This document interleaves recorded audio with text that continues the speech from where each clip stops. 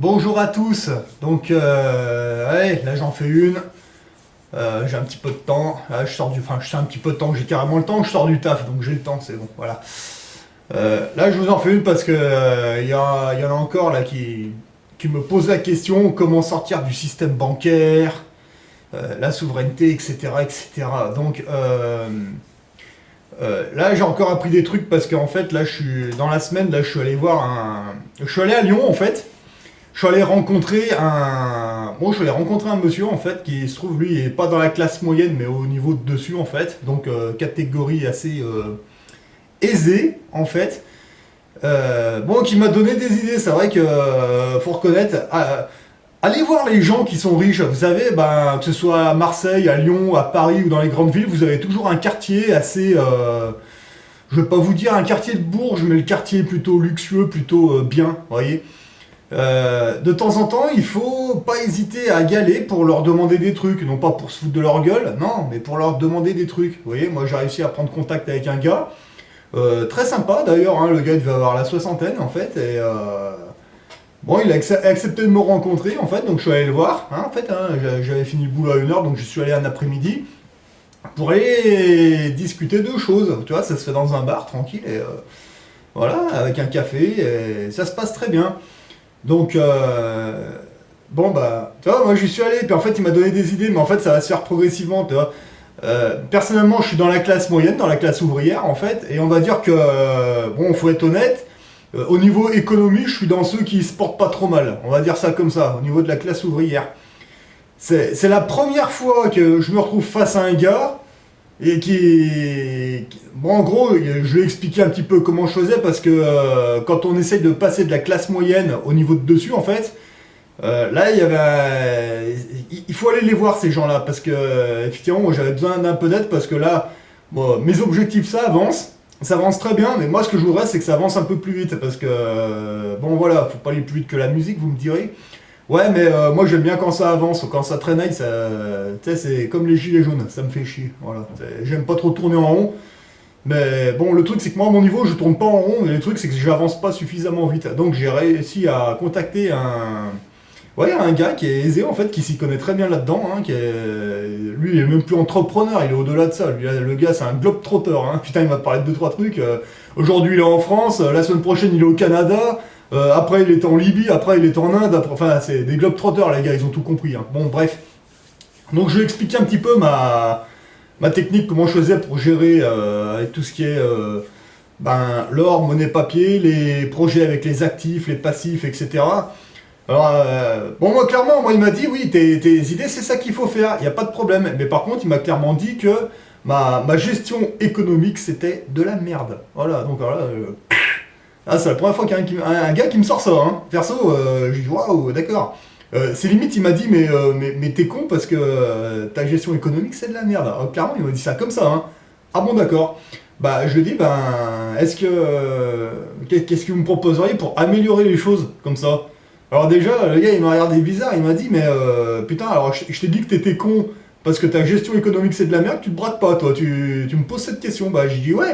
Et vous avez raison, parce que effectivement, peut-être que je suis con, parce que j'ai peut-être pas compris quelque chose. Là, tu vois, le gars là, il m'a dit, eh ben, bonne réponse. Bonne réponse, alors on va recommencer du début. Parce qu'en général, les gens, quand ils leur disent, ah, mais vous êtes con parce que les gens se braquent, ah, je suis con, ah ouais, et ils se cassent. Non, moi, pas du tout. Bah, je lui dis, bah, ok, qu'est-ce que je peux faire pour améliorer ça? Ah, bah, déjà, c'était la bonne réponse. Bah, ouais, quelque part, c'est que je dois être con parce que je vais pas aussi vite que je voudrais. Donc, bon, bah, ok. D'accord, il m'a dit, bah écoute, je vais t'expliquer déjà, bon, enfin il m'a expliqué sa manière de gérer la monnaie, juste sur la monnaie papier, en fait, et puis après, il m'a dit, bah tu apprends à gérer comme ça, et puis après, en gros, tu reviendras me voir pour le reste. Voilà, donc, ok. Ouais, donc en gros, il m'a dit, écoute, va apprendre à faire des pâtés de sable correctement, puis après, tu reviendras me voir. Bon, j'ai dit, ok, hein, pas de souci, hein, il m'a laissé son mail, et voilà. J'ai regardé un petit peu sa stratégie en fait, et c'est vrai que, bon, après je suis rentré, j'ai pris le train, etc.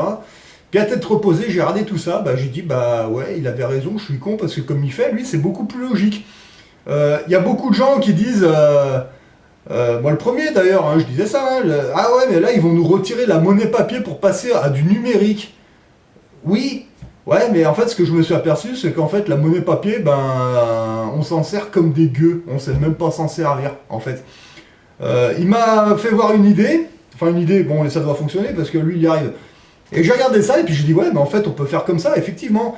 Donc, quand vous recevez votre salaire, encore une fois, vous laissez les prélèvements se faire sur votre compte bancaire, normal. Une fois que tout est fait, vous retirez votre argent de la banque, vous louez un coffre bancaire, vous mettez dedans et vous gérez. Voilà, jusque-là, c'est bon, il n'y a pas de problème. Alors ensuite, il faut... enfin, une super... hein, ça, c'est vraiment excellent ce qu'il m'a expliqué. En gros, je vais vous montrer, regardez bien. Alors, bon, après ça, j'ai modelé à mon modèle. Mais après, encore une fois, c'est pour vous donner des idées pour sortir du système bancaire. Ok? Parce que ça, c'est pas lui qui m'a tout expliqué. En fait, il m'a donné une grille avec son truc à lui, comme il gère. Et moi, je remodele ça à ma manière. Et après, là, je vais passer à la pratique. Et une fois que je verrai que ça fonctionne, là, je retournerai le voir pour, vous voyez, pour monter encore. Voilà. Donc en fait, là, je fais une marche arrière pour fignoler mon truc de A à Z. Et là, ça avancera peut-être un peu plus vite. Voilà. Donc, je vais partager un petit peu ce que je suis en train de préparer. Alors en fait, hop. Alors vous avez les deux premiers billets. 5 euros, 10 euros. D'accord? Alors ça, en fait, ça c'est ceux que vous voyez tous les jours. Vous les connaissez, ceux-là. Et bien quand vous sortez votre argent de la banque, comme ça, vous allez au coffre, etc. Regardez, vous pouvez... Enfin, les billets de 5, je sais pas s'il y en a dans les distributeurs, mais bon, quand vous payez avec un billet de 10, vous pouvez en avoir. Enfin bon, bref, vous vous démerdez. Les billets de 5 et les billets de 10 euros, bah, qu'est-ce que vous faites avec ça? Bah, vous pouvez payer par exemple l'alimentaire, les vêtements, etc. La vie de tous les jours, vous voyez? 5 euros et 10 euros. Enfin, moi, c'est ce que je vais essayer de faire. Là, ce que je vous montre, c'est l'objectif de ce que je vais essayer de faire les prochains mois, là. Donc, les 5 euros, 10 euros, bon, vous faites des petites classes, etc. Encore une fois, vous vous démerdez. Et avec ces billets-là, vous arrêtez de payer avec votre carte bleue. Vous payez avec des billets, comme ça. Vous allez à tout ce qui est alimentaire, vêtements, etc. etc. Hein, vous payez avec ça, vous complétez avec des pièces, etc. etc. Voilà. Donc 5 euros, 10 euros pour ça. On est bien d'accord. Alors ensuite, vous en avez un autre aussi, en fait. Le billet de 20 euros. Qu'est-ce qu'on peut faire avec le billet de 20 euros? Bah, par exemple, acheter des bouquins. Tout ce qui est, si vous voulez pratiquer un sport pour rester en forme ou d'autres activités, vous payez avec des billets de 20 euros. Voilà, en plus des bouquins, ça coûte 20 euros en général. Vous pouvez financer vos formations, vous pouvez financer plein de choses comme ça. Alors il y en a certains qui vont me dire, ah ouais, mais dans les salles de sport ou les stands de tir, ils acceptent pas la monnaie papier. Bah, je veux dire, c'est pas grave, tu prends tes billets, t'alimentes ton compte au distributeur, tu fais un virement ou un chèque et puis tu te démerdes. Voilà, tu vois, il faut réfléchir un petit peu, voilà. Donc les billets de 20 euros, formation, sport, et voilà, tu vois, et d'autres trucs, tu vois. Ça, là, on se sert de la monnaie papier, tu vois, on ne paye pas avec la carte bleue. La carte bleue, c'est juste pour sortir les thunes des banques. Ensuite, le billet de 50 euros, tu vois, voilà, ça c'est les trois billets qu'on a surtout dans les mains, tu vois. Billet de 50 euros, bah, tu peux t'en servir pour, bah, tu vois, pour la maintenance de ton véhicule, pour faire le plein de carburant, etc. Tu vois. Personnellement, le billet de 50 euros, ouais, si on le garde pour le véhicule, tu vois, ça te force déjà à avoir une certaine gestion économique, tu vois. C'est vrai que c'est pas plus mal. Dans ton coffre bancaire, tu te fais des liasses comme ça, bon, tu t'en gardes 2-3 dans la poche pour la vie de tous les jours, tu vois, et puis tu gères comme ça tous les mois, tu vois, puis quand ta prochaine paye revient, et bah, tu refais pareil, tu complètes, tu plombes certains billets, tu le mets de côté, pas de souci, voilà. Il n'y a pas de raison que ça ne marche pas. Alors ensuite, c'est là que ça se gâte, en fait. Nous, on était basé sur cela, mais par contre, après, il faut savoir qu'il y a d'autres billets, mais qu'on n'a pas trop dans les mains. Je savais pas trop comment ils fonctionnaient, ceux-là. Et ben, vous allez voir, c'est pas compliqué. Vous avez le billet de 100 euros, en fait, qui est en circulation, mais quand vous retirez votre argent dans le distributeur, il vous en donnera pas des comme ça. Il va vous donner uniquement des 10, des 20 et des 50, je crois, il me semble. Hein. Enfin, moi, quand je le fais, c'est surtout ça. Le billet de 100 euros, on peut le trouver soit dans les bureaux de change, en fait, ou alors je crois qu'on peut en commander à la banque, il me semble. Mais bon, après, c'est là que quand vous en demandez un certain nombre, ils vous demandent c'est pourquoi faire, etc. Donc, à la limite, bureau de change. Ceux qui sont comme moi, qui ont la chance d'être près d'une frontière, moi, je sais que je peux le faire, je me suis déjà renseigné. Passer chez les Suisses, et je vais pas prendre une liasse par exemple de billets de 50, genre il y a 5000 euros, je peux leur dire, ah bah voilà, j'aurais tant de billets de 100, etc. Et en Suisse, ils font pas chier, quoi. Voilà. Alors après, vous allez les bureaux de change, je sais plus comment ça se passe, mais bon voilà, vous vous démerdez, vous voyez. Enfin, moi, c'est ce que je vais faire. Avec les billets de 100 euros, par exemple, on peut payer les impôts. Donc, chez le notaire, tu vois.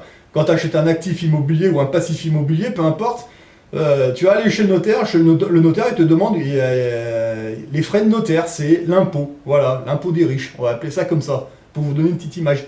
Et ben, ce billet de 100, on peut s'en servir pour faire ça, par exemple. Pourquoi? Parce qu'en fait, les frais de notaire, bon, pour l'instant, quand vous achetez, vous êtes comme moi, vous achetez des places de parking, des box ou des prés, ou des forêts.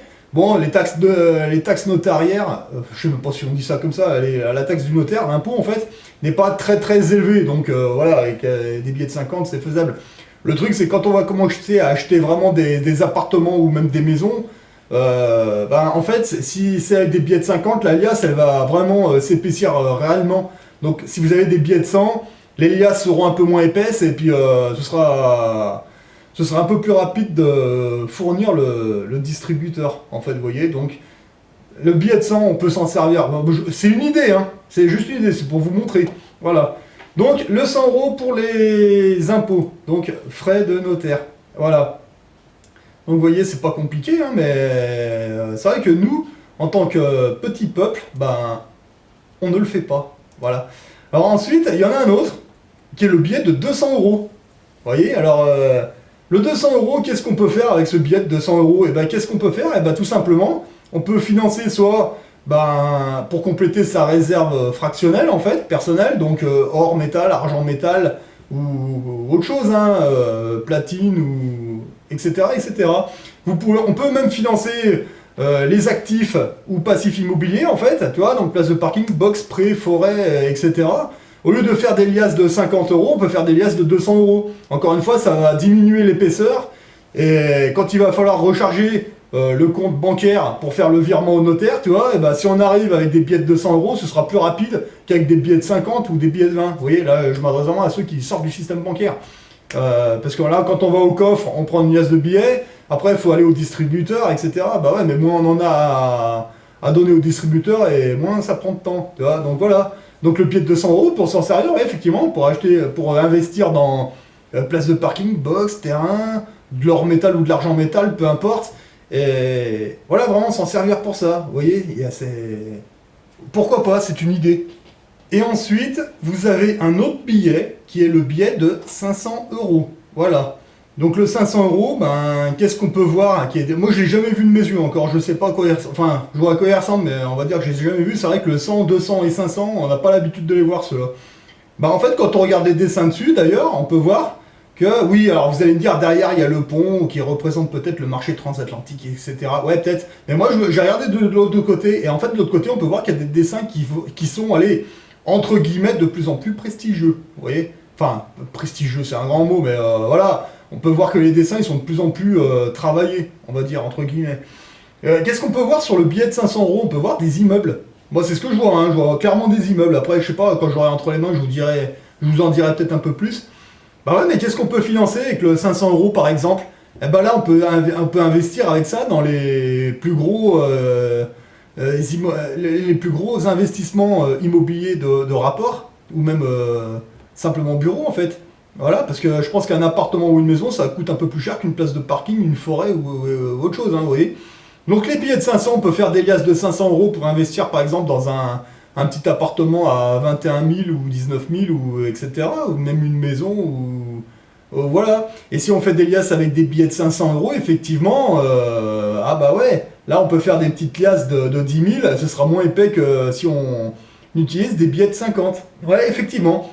Et d'ailleurs, je me suis renseigné à ma banque, les billets de 100 euros, de 200 euros et de 500 euros, quand vous ne pouvez peut-être pas forcément payer dans un magasin ou autre chose. Hein. Il y a des grandes chances que vous tendiez un billet de 500 euros dans votre magasin alimentaire, même si vous en avez pour 500 euros, je pense qu'ils vont vous dire non. Il y a de grandes chances, essayez, mais à mon avis, ouais. Mais par contre, quand vous voulez approvisionner votre compte bancaire pour faire un virement à un notaire ou autre, eh ben, le billet de 500 euros, vous approvisionnez votre compte avec, vous mettez dans le distributeur de bancaire automatique. Le billet de 500 euros, il le prend, il approvisionne votre compte. Ça, j'ai demandé au banquier, il me l'a confirmé. Ok, donc, pourquoi pas tourner comme ça. Alors après, il y en a certains qui vont me dire, ah ouais, mais le jour où il y a le crack bancaire, le papier, ben, il est foutu le papier. Bah, moi j'ai envie de vous dire, ouais, mais le truc c'est que comme vous avez une réserve fractionnelle, bah en fait c'est l'or qui va... Mais attendez, on va y venir à ça d'ailleurs, tiens. Alors demain, il y a il arrive en France ce qu'on appelle le Weimar, hein, donc bankrun, etc., etc.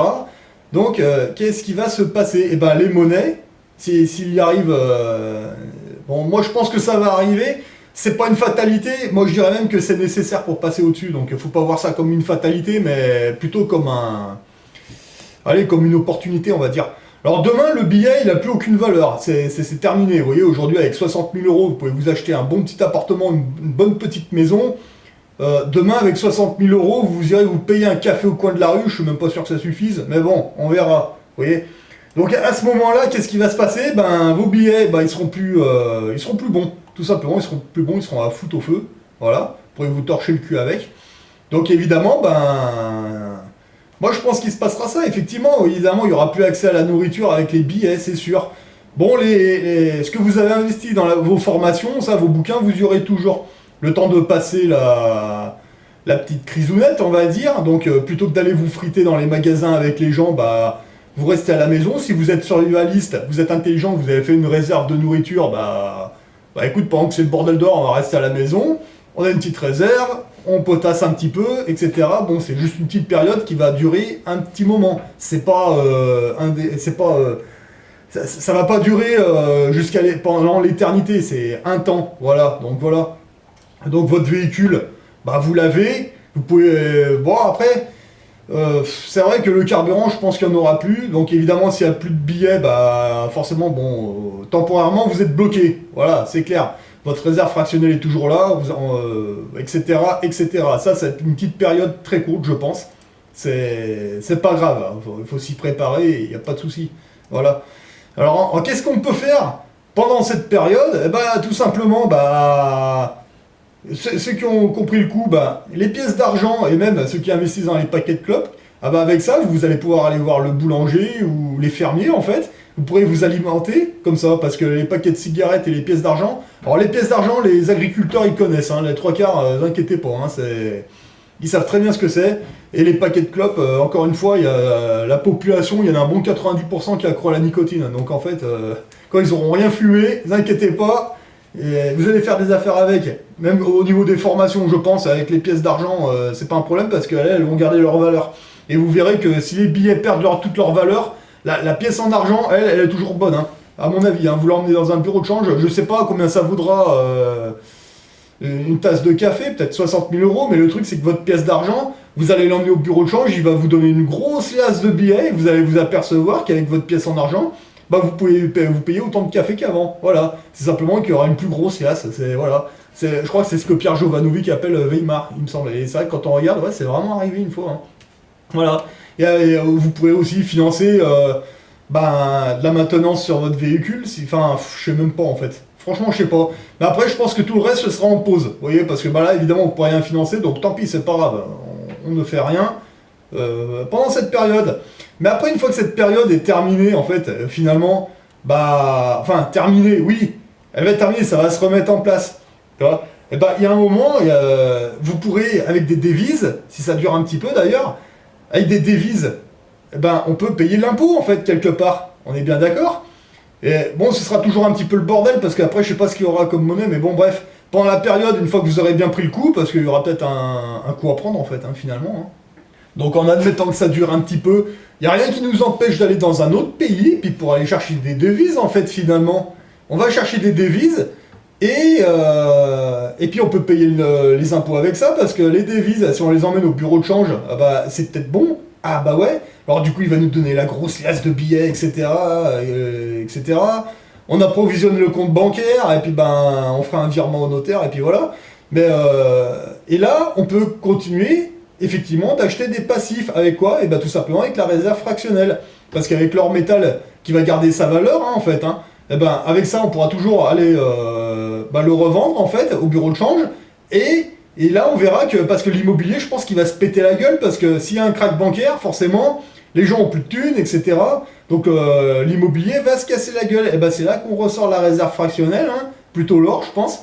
Et avec cet or, qu'est-ce qu'on va faire? Et ben on va le vendre et puis on va s'acheter tout simplement des passifs immobiliers. Ça va être des passifs parce que la population là va être... voilà, c'est même pas la peine. Donc on achète plein de passifs comme ça, paf, paf, paf, paf, il n'y a pas de locataire, il n'y a personne, on investit dessus. Tant pis, c'est pas un problème.